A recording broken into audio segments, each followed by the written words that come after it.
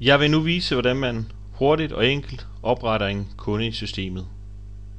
Det man gør først, det er, at man går over og vælger kundekartoteket, og så vælger man knappen Opret kunde.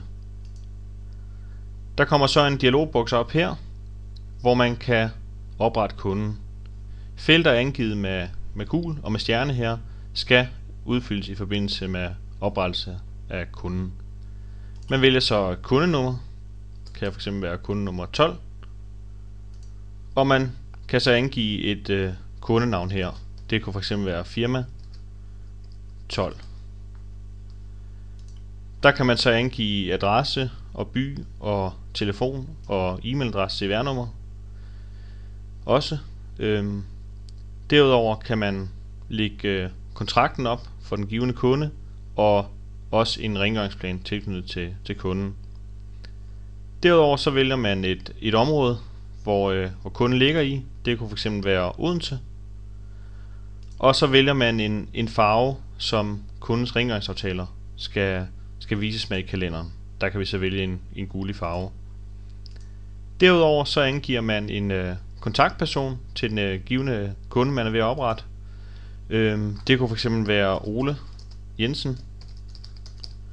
Og der kan man så også angive telefonnummer og e-mail og mobiltelefonnummer. E-mailadresse, det skal man angive for at give mulighed for, at man kan tilknytte den givne kunde til Clean Manager, så de kan komme ind og se, hvornår det får gjort rent, osv. I det her tilfælde så angiver jeg så kunde @cleanmanager.dk.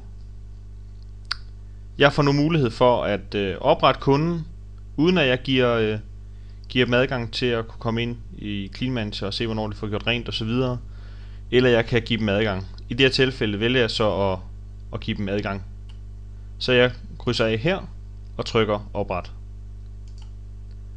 Der vil så komme en dialogboks op her om at der vil blive udsendt en e-mail med en brugernavn og adgangskode, så kontaktpersonen kan få adgang til Clean Manager. Og det trykker jeg så godkendt til. Det der sker nu, det er, at kunden er blevet oprettet, og der er blevet adgang til kontaktpersonen. Jeg kan så også se hernede i bunden, at vi har fået oprettet et firma nummer 12, og det er Ole Jensen, der er kontaktperson med følgende e-mailadresse.